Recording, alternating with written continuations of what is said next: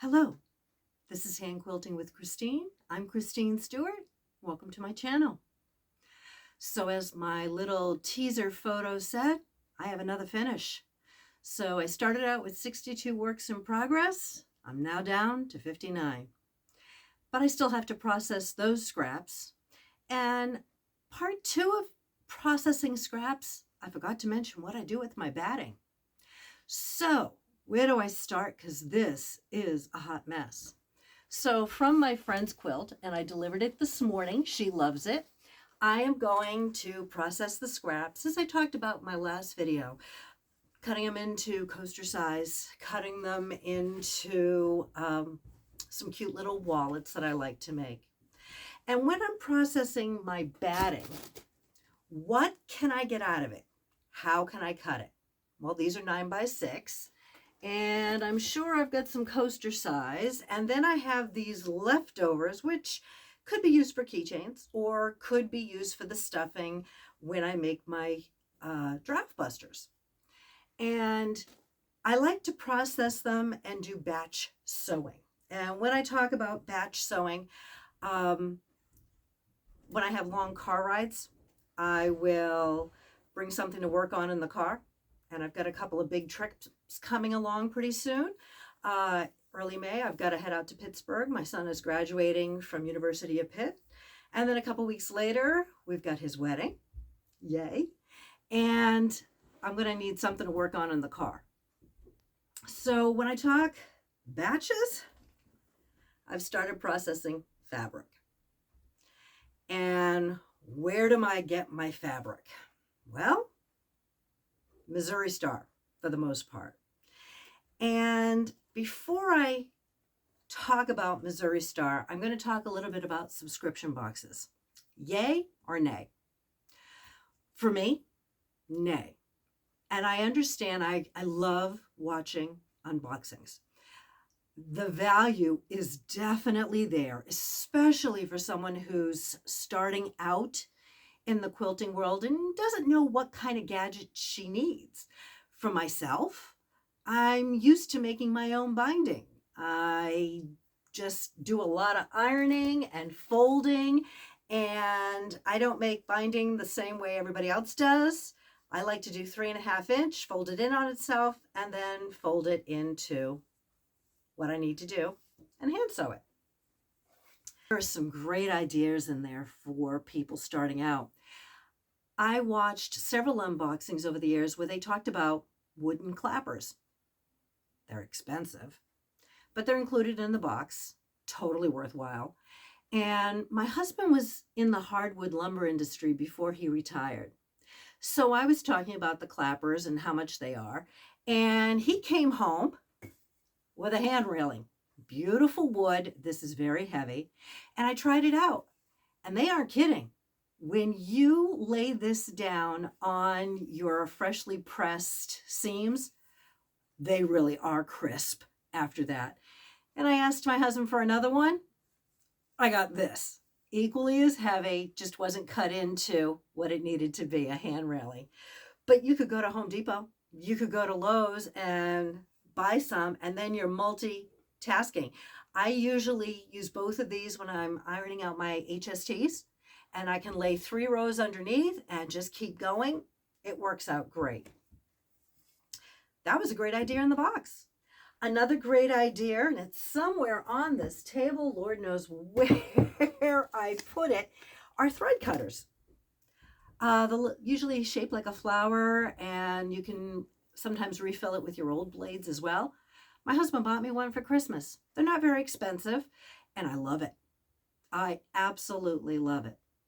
But I'm not into having someone else pick my fabric or give me patterns. There's things that I love to do, and I'm not going to try somebody else's colors. It's just not where I'm comfortable. Now, I'm going to contradict myself. I love Missouri Star's End of Bolts Mystery, which is where all this came from. This is 3 drawers of fabric. And I didn't take it all out. I still have half a drawer, but I figured this kind of set the stage for where I was going. Again, there are some fabrics in here I would not buy. Cat in the Hat. There is children's material. Not my favorite. Definitely not in my wheelhouse for colors. Not my favorite either. But what am I going to do with them? So one of the things that I process when I'm making my little wallets, which is something I sell, keeping in mind this journey I'm on with you is not just about finishing products. I also go to 3 to 4 craft shows at the end of the year to sell what I've made. And for me, I am very big on keeping it out of a landfill. So when I'm processing and making the little wallets, and this is K Facet, and I do the hand quilting on this myself. Then I create the wallet. I use Velcro. Boom, we're done. They do very well at the craft shows, and I pretty much use Velcro. Now, I'm not going to be doing tutorials on how to make these little items. Why? I'm a lousy teacher. I'm just going to be honest with you. And there's so many talented artists on YouTube that are teaching you how to make wallets, teaching you how to make keychains, etc. So what do I do with the fabrics I didn't love? Well, when I buy a Missouri Star box, the first thing I do is count up how many fabrics and what the total for the box was, including shipping. The most I've ever paid is $3.16 per fabric that's in there. And sometimes I will buy 2 boxes. And granted, I'm going to get duplicates, but if I absolutely love the color, that works out great for me. But here, I got 2 packages of these beautiful lavender and daisy. And in the same box was a companion fabric, the polka dots. And wouldn't that be great for the wallet? You open it up and you see this fun little fabric inside. But I also make pot holders. So another thing that I like to do is collect black fabrics. And you end up with all of these, and then I can make a really cool quilt. And I have one that I'm interested in making. It's different black prints, but then really sharp, bold, like a purple or a fascinating blue and a red and vibrant colors, really. And you just throw them in there like in a 4-patch. I cannot wait to make it. I need 2 or 3 more blacks to feel comfortable with it. I can always look at Swanson Fabrics. They usually have a cool assortment of black fabrics as well. And again, remnants. And one of the most important things to do when you open your box, how much did each of these cost? Because they're going to go into a variety of packages. So when I'm batch sewing, I know how much these fabrics cost. And what I'm going to do is I usually sell my little wallets for $7. And what can someone do with them? Well, if you're someone who likes to give a lot of gift cards at the end of the year for Christmas or whatever situation, birthdays or anniversaries, and you place a gift card inside of here, you're almost giving 2 gifts in one, because they get this lovely little wallet to put their bonus cards in, or their loyalty cards, credit cards for your back pocket, or your business cards. If there's a man in your life who needs business cards, although a man might not be keen on pulling out a quilted one. And when it comes to smaller items, even to keep that out of the landfill, I make keychains. And there's a YouTuber who does that. And I believe her name is Sherry, and she has a channel called Lessons Learned.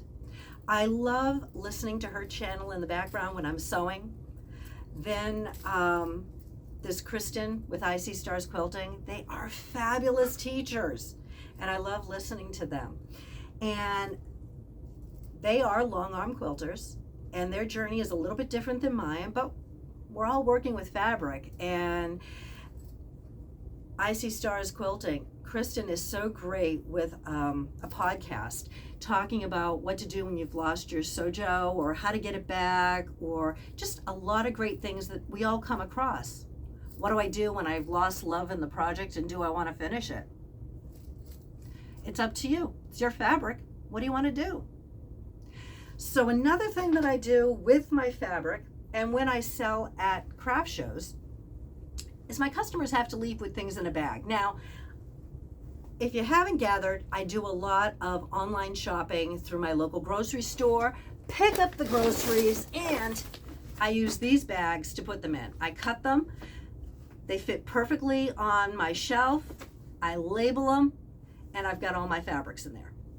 I do not want to spend a lot of money on boxes, shoe boxes, Michaels. I mean, that adds up after a while, and when I'm done quilting, I've got all these boxes left over. So again, it's not about, it's using what I have really to store safely and what makes sense for me. But my customers have to leave with my items in a bag. So I'll take some of the fabric I have left over and I'll make bags. And I will also, I love putting my logo on that special paper you can run through, excuse me, I shouldn't say paper, it's got a paper bagging, but is fabric that you can run through your inkjet printer in color. And all it says is Hand Quilting by Christine. I put the block in. What do I use for handles? I actually use my leftover, if I can find it, I just had it in my hand, binding. There it is. A little bit of fusible webbing inside to give it some length or some sturdiness. And here's a batik that I wasn't absolutely in love with, and I used it for the lining. My customer gets the product they purchased. They get a lunch bag, I guess, if you want to bring that to work, or your shoes to work, or whatever it is you carry on a daily basis, or you keep it in the car to put your charger in, or whatever it is. They get a little extra on the side. And I've used up fabric that maybe wasn't my cup of tea. Now there's one little problem I have. Yes, I get to collect all the black fabrics. I got a project in mind, but I got quite a few white ones too. And as I've said before, I am not a fan of working with a lot of white. Cream is where I prefer to go, but I'll have to find a use for this or find another quilter who is interested in having these. Another subscription box that Missouri does is their holiday box, which again, I love watching people unbox them, and they are worth so much more than what you pay for them. And you do have to reserve them quite early in the year. But again, not my cup of tea. There were a lot of great things in there. This past year, there were projects that I just not my cup of tea. I'm not going to work on a project that just isn't part of my passion in quilting. So I'm happy I got one more finish done. I just realized I have to put all this fabric away. So I guess you can guess how I'll be spending my afternoon. But use what you have. Make pot holders, make gifts, whatever it is that you do, and have fun with it. And for me, I've got to cut up about 75 more wallets, and I'll have something to work on a 2-hour car ride to my son's house, and then a 4.5-hour ride across the state of Pennsylvania to get to Pittsburgh. For now, if you like the content I've provided today, please hit the thumbs up, share the video with your friends, and please subscribe to the channel. I hope you have fun with your fabric. Take a walk through it. I know I've just had about 10 ideas pop into my head after touching all this fabric, which is a great way to get your Sojo back. And have a great weekend, everybody. Take care.